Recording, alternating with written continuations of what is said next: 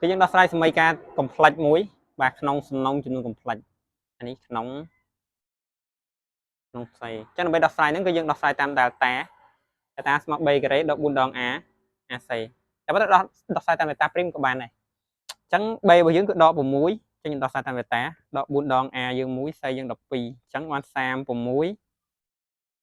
4 12ដង48អញ្ចឹង36ដក48គឺស្មើដក10 12អញ្ចឹងរឹស delta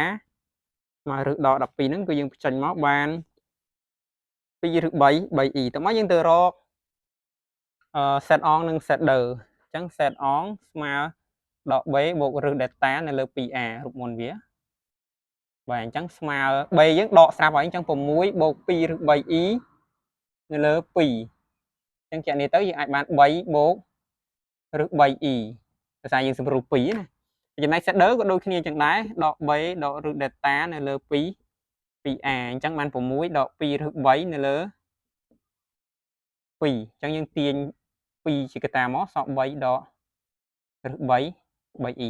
អញ្ចឹងយើងឃើញនេះគឺជារឹសរបស់សមីការរឹសសមីការរបស់យើងមាន2ជាច្រើនចំនួន complex រឹសវាជាចំនួន complex ឆ្លាស់វាឆ្លាស់មកផ្នែកនិមិត្តអញ្ចឹងនេះគឺជារបៀបដោះស្រាយសមីការយើងអាចដោះស្រាយតាម delta prim ក៏បានដែរដោយសារតែតួ b របស់យើងគឺគូហើយបើយើងដោះស្រាយតាម delta ក៏បានដែរចម្លើយចេញដូចគ្នាបាទ